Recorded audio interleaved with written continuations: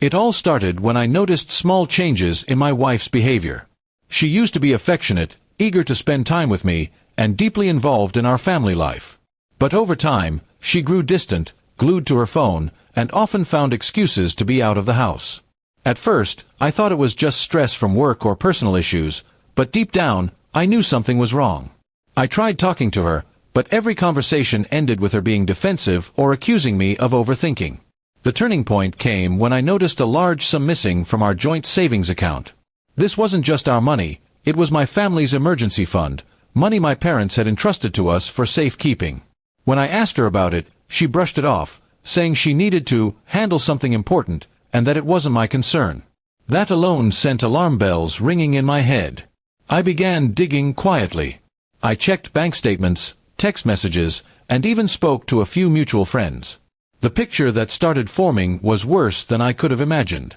She had been meeting our neighbor, someone we'd known for years, behind my back. Not only that, but the withdrawals from our account matched the dates of her mysterious outings. I suspected she was financially supporting him. A week later, I overheard a conversation in our backyard while I was working in the garage. She was talking to the neighbor in hushed tones, and I heard something that made my blood run cold. "He still doesn't know the baby's yours." My mind went blank. We had no children yet, so the only explanation was that she had been pregnant in secret and the baby wasn't mine. I kept my emotions under control. I knew exploding in that moment would ruin any chance I had of gathering proof. Instead, I began planning. I collected bank records, recorded conversations, and even installed a small camera near the back fence where they often talked.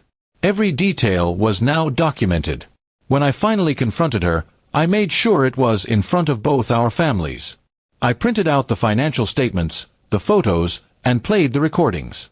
Her face went pale as everyone heard her admit the child belonged to our neighbor. The room was silent except for my father's heavy breathing and my mother's quiet sobs. She tried to defend herself, saying I was never there for her emotionally, and that she had needs.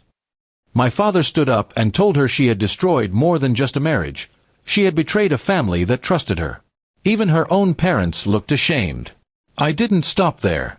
I filed for divorce immediately and pressed charges for the stolen money since it was technically my family's property. The evidence I had was enough to make her pay back every cent. She had to sell her car and most of her valuables just to cover the repayment. The neighbor didn't come out of it unscathed either.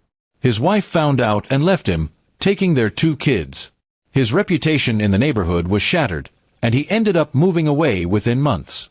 People stopped talking to him, and his social circle disappeared overnight.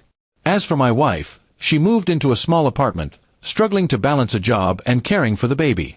She sent me a few messages begging for forgiveness, but I never responded. I had no interest in revisiting the wreckage she caused. I focused on rebuilding my life. I reconnected with old friends, spent more time with my parents, and even started a small business with the money I recovered. The betrayal had cut deep, but it also gave me clarity about who I could truly trust.